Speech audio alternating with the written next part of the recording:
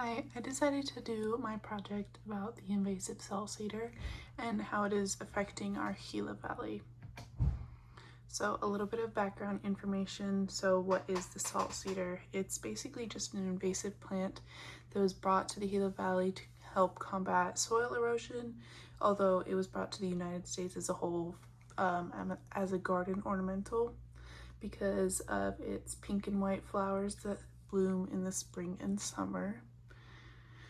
So this is a very resilient plant and it's able to endure really harsh conditions, which is why it does so well in the Gila Valley where we are currently experiencing a drought. And then it is also able to outcompete our native vegetation that we have here for resources like water and nutrients in the soil. It is also extremely effective at reproducing, which has caused them to spread almost completely unchecked. They're very hard to contain. Why is it so bad? This is creating a monoculture, which means that our environment is overrun by just this species. Once again, the native plants are being overrun by the salt cedar. The Gila River ecosystem is being changed in a number of ways, and I'll talk more about that. And then these plants are also fire adapted, but in all the wrong ways. And I will talk more about that too. So more about the monoculture environment. How does this happen? Basically, salt cedars do a process called soil salinization, where the plants absorb saline water from the ground and they excrete the salt through glands on their leaves. And this increases soil salinity and lowers the pH of the soil. So these new conditions of the soil are really hard for the native plants to survive, and so they suffer, but the salt cedar, they flourish. They love this.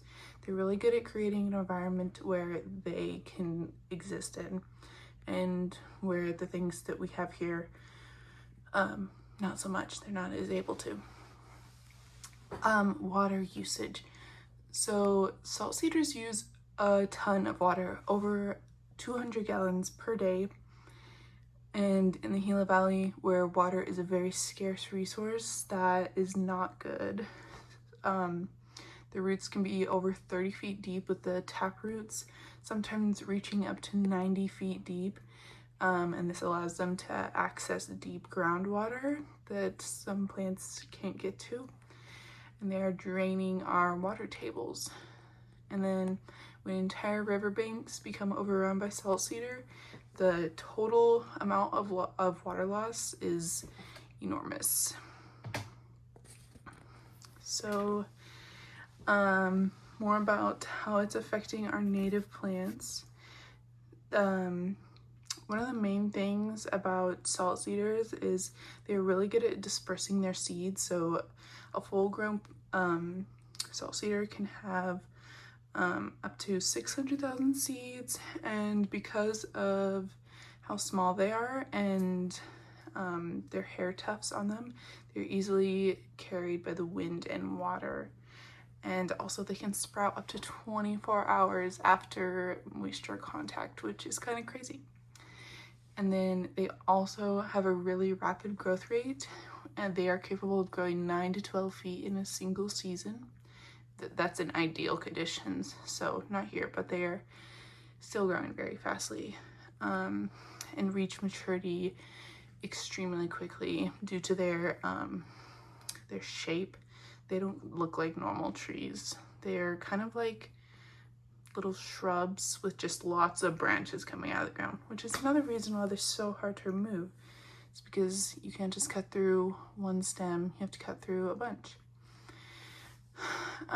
They're also, like I said, very resilient in harsh conditions, which we're in a drought here, so that's harsh conditions for you. They have characteristics that allow them to tailor their environment to their needs and can resprout from any cut or burn limb. So even if we cut them down, they can resprout out of the stump, or if we burn them, they can resprout. I've seen it happen. So So they are changing the Gila River in a number of ways, but these are the main three that I wanted to focus on. So habitat loss, the dense thickets block access for wildlife to the river. It makes it a lot harder for them to get to them. And then also the lack of native habitats for them. So like the willow trees where a lot of birds are used to nesting in, they're now being forced to nest in the salt cedar, which, I mean, is good, but it's not good because we want them to have these better nests in the cottonwoods. And actually I'll talk about that later too. So floodplain alterations, the thickets that are growing on the riparian areas are choking the natural channel and diverting waters into urban and agriculture areas.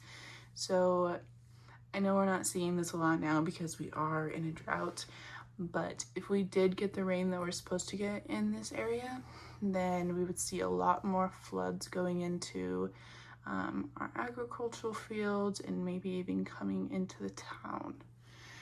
And then once again, it is draining water from the Gila River, and that river is our life force out here in the desert. So it is essential that we do something about this because it's gonna affect more than just the plants.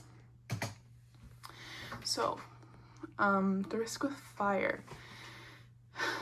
Salt cedar is a major problem when it comes to fires. We saw this a lot during the wildfire season this year.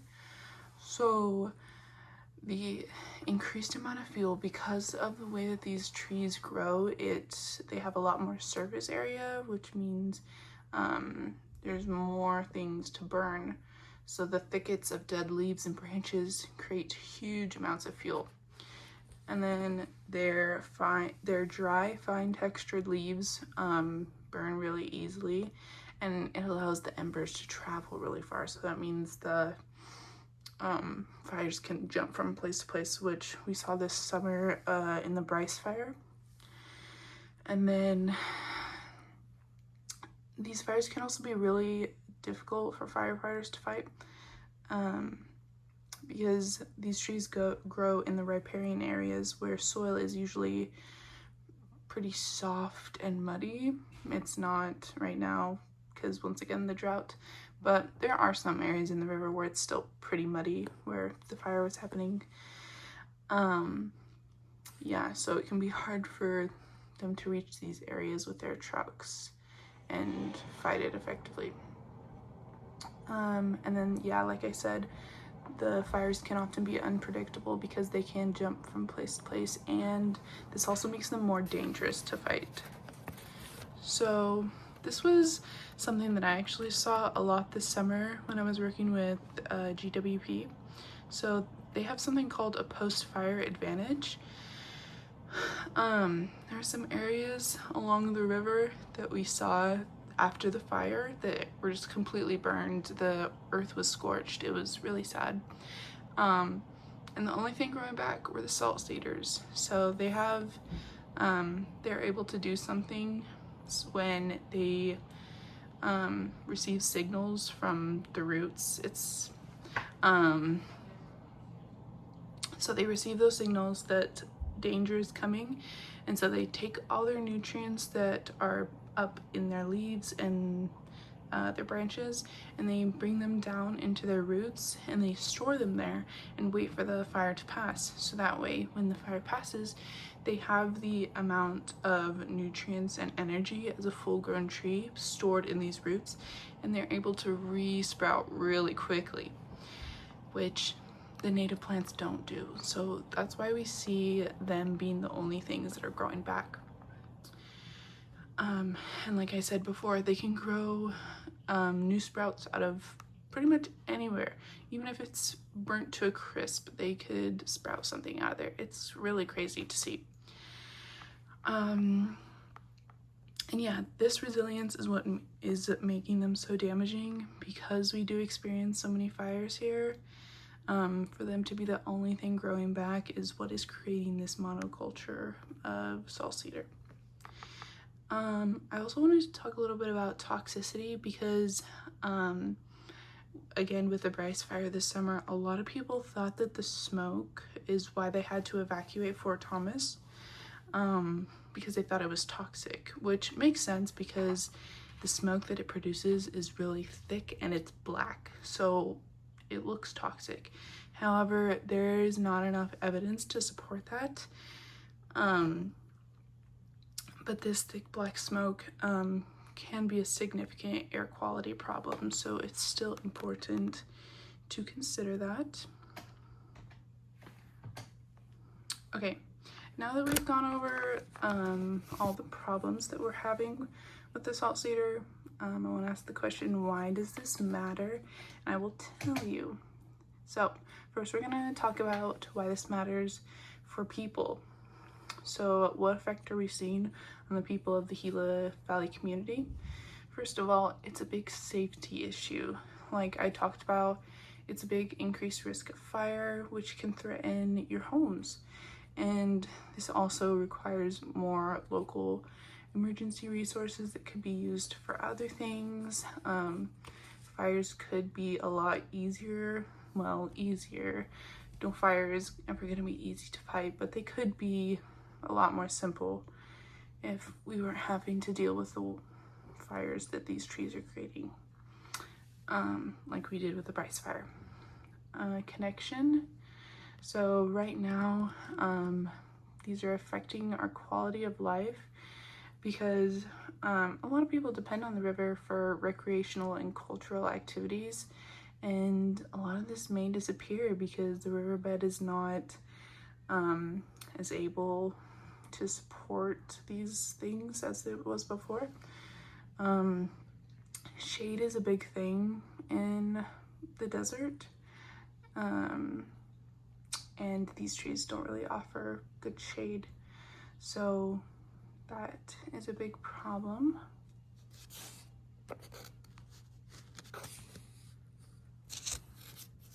Okay, sorry. For the future, so the loss of these native riparian areas changes the character of the river and the space, and it also decides how future generations will get to experience the land. So a few generations ago, people might have been able to enjoy the river to its fullest potential and have picnics out there and go kayaking and fishing and enjoy the shade of the cottonwood and willow trees, and it was probably a really nice experience. But today, and even more so in the future, that's not going to be as much the case because we don't have as many native plants on the river anymore. They're just disappearing and being replaced with the salt cedar. So this is important because we want generations that come after us to be able to experience and enjoy the same things that we have. And yeah, we should just try and focus on preserving the land as much as we possibly can for them.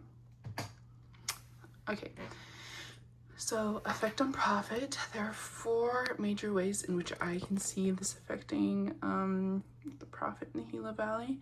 First, and definitely the biggest, is agriculture. So we are a cotton farming community, and cotton, the plant, requires a lot of water, a lot. And what does salt cedar do? It also requires a large amount of water. So this could potentially not allow us to farm cotton anymore because of how much water they are using up. And yeah, water is just a scarce thing in the Gila Valley, and it probably always will be. But if we can direct more of our water back to agriculture by getting rid of the salt cedar, then I think we should. Okay, another thing is the removal. So to actually remove salt cedar, it's very expensive, and it's very time expensive. And it's not just one fix and you're done. It's a constant effort that not a lot of people want to do. That's why we still have so many salt cedars in the Gila Valley. So yeah, it can affect our profit because we have to take time away from doing the things that actually make us money to stop and remove these from our land or our fields or wherever. And with that, it can also decrease our land value. So because these salt cedars salt the earth and disrupt the pH balance of the soil, the land that they have infested becomes really invaluable. Another thing about them, their root systems are very extensive, so the land that they are on becomes really hard to irrigate. And again, more prone to wildfires. The last thing, so for recreation, this is probably the least important, but I still think it's pretty important. Healthy riverbanks support activities like fishing and bird watching, and salt cedar thickets make these areas less attractive. So any profit related activities like fishing competitions or stuff like that, they could cease altogether just because the area can't support it anymore. Finally, effect on the planet. This is, in my opinion, the most important, but I am an environmental science major, so it's no surprise that I think that way. So, specifically, I broke this up into two parts, the land and wildlife. So this is affecting the land. We've talked about a lot of these already, but it's drastically altering the riparian areas along the Gila River. Like I said, it's outcrowding native plants.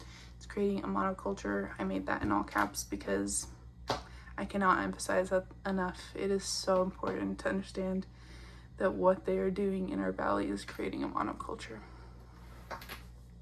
And then they're also making the riparian land not as nutrient dense as before, and many areas have become completely barren and scorched. So for the wildlife, it's kind of a different story. It's affecting them because, once again, the monoculture and the disappearance of the native plants that the wildlife has become so dependent on. I wanted to talk a little bit specifically about the southwestern willow flycatcher, which I learned about this summer. We are doing a lot to try and protect them because their native nesting tree is a cottonwood. And, it's a willow, by their name.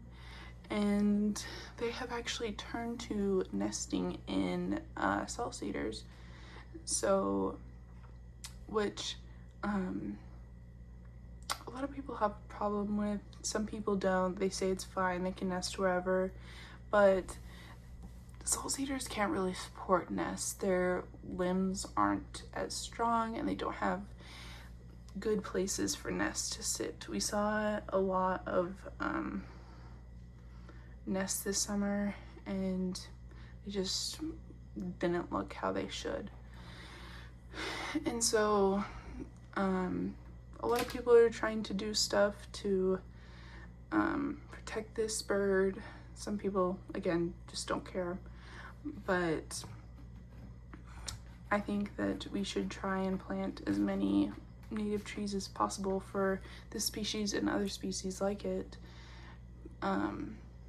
so they can have proper nests and be able to, raise their young and not have to use the salt cedars. The dense thickets also reduce, I talked about this, they reduce space and river access for animals.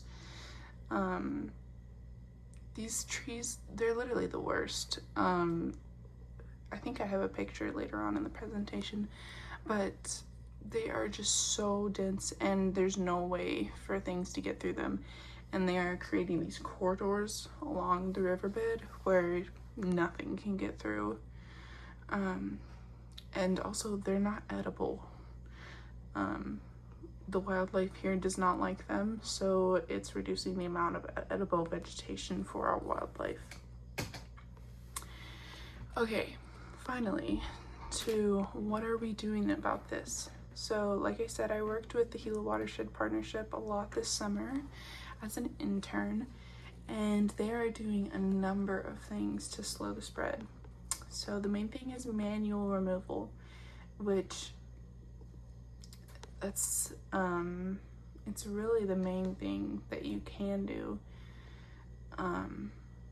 There's not a lot of ways to slow the spread of them, but for manual removal, there are a few things they're doing. So we use chainsaws to cut them down.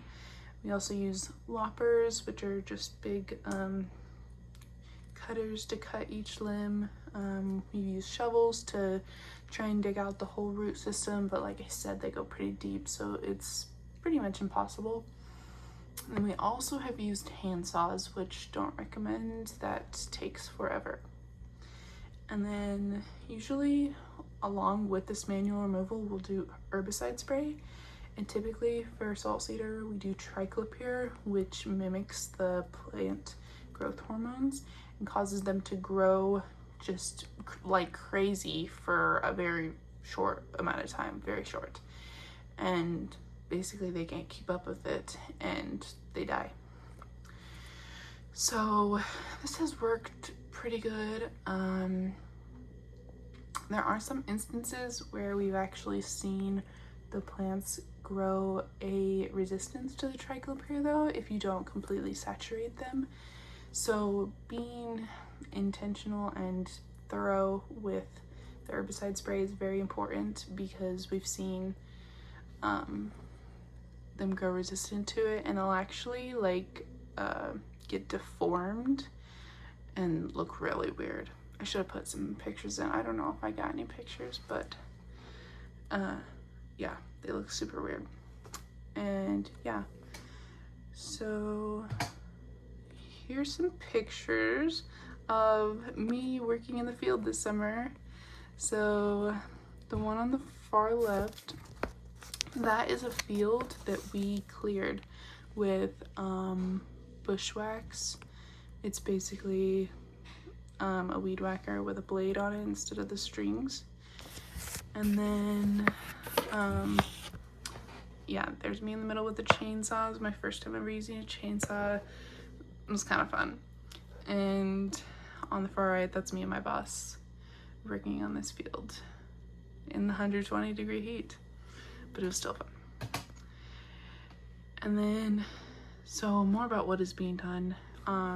This is more about like restoration efforts, not so much getting rid of the salt cedar.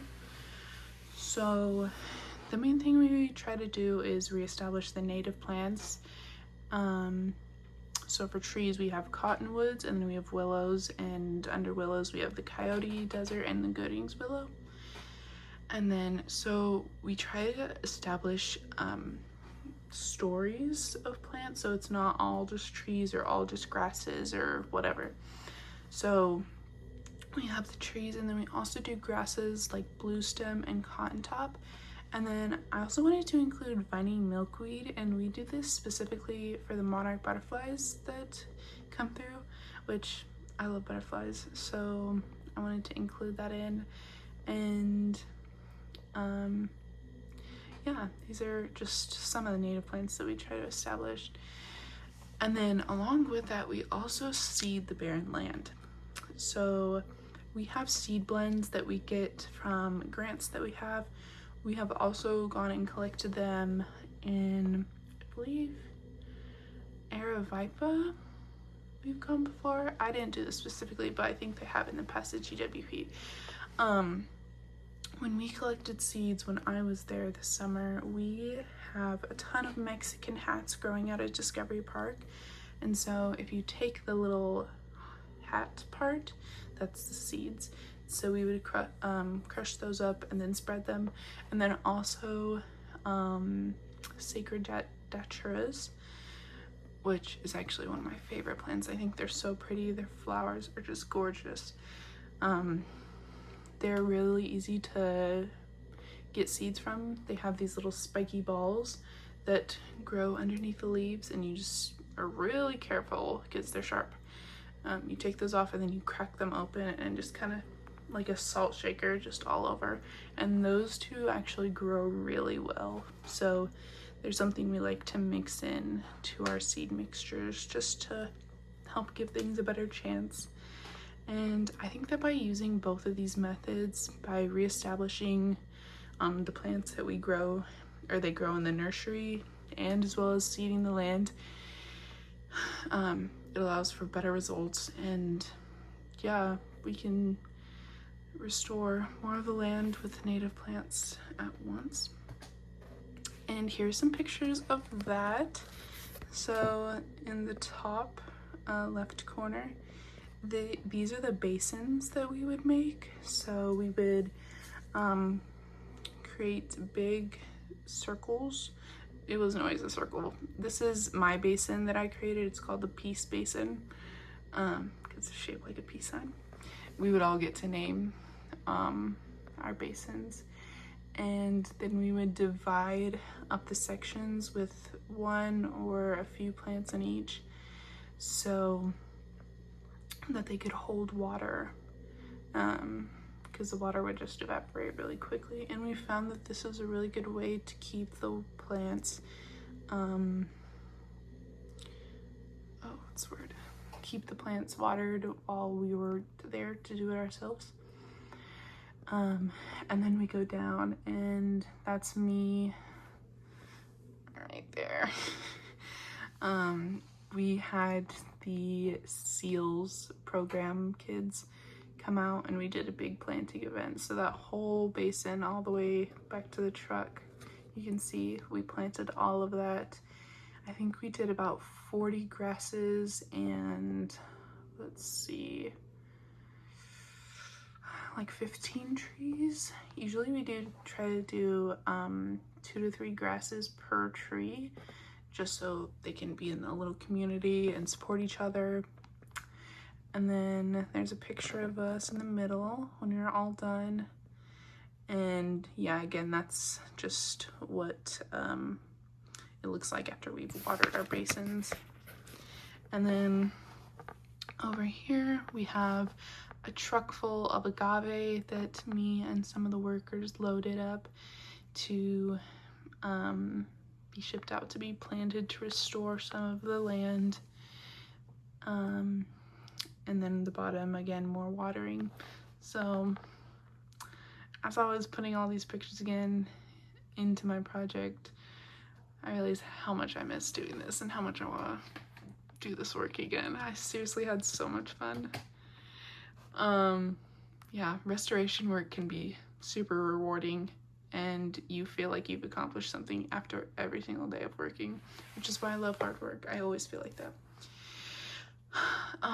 So is this actually doing anything? Is it effective? So GWP has cleared and treated over 212 acres of salt cedar since 2015, which is kind of a lot since they're not really a big group of people doing it. It's just less than 5 usually. Simply removing salt cedar doesn't increase the water flow of the river, restore the soil, but it is definitely a place to start in a long process towards complete restoration. You have to start somewhere, and the first thing is just getting rid of them. We have to cut them out through manual labor. And then the next step is replanting the native plants from the nursery. So they have from 10,000 to 20,000 plants at any given time. And one of my jobs was, when I used to work there, is I would water them. I'd come in at 5 a.m. every morning, and it would take me 4 hours just to water one of the shades. So I was in charge of the trees and half of the grasses. And that would take me 4 hours, and they have 4 shades, so it takes a lot to upkeep all that. But it's all definitely worth it because a few of the sites that I worked at this summer have almost been fully restored to their natural beauty. I really wish I got to show you guys what those look like because they're really pretty. Unfortunately, the Bryce fire did damage a few of them, but they're recovering okay. And through the continuing monitoring of those areas, I think they'll make a full recovery in time. So what else can be done? Although it has proven very difficult for us to get the salt cedar under control, the main thing that is needed in order to increase the effectiveness of the restoration efforts is really just manpower. The more people that organizations like GWP have to help, the better, and the quicker that we can restore our land to its natural beauty and make it a better place for native plants and animals. And these are my sources. And yeah, I hope you enjoyed that.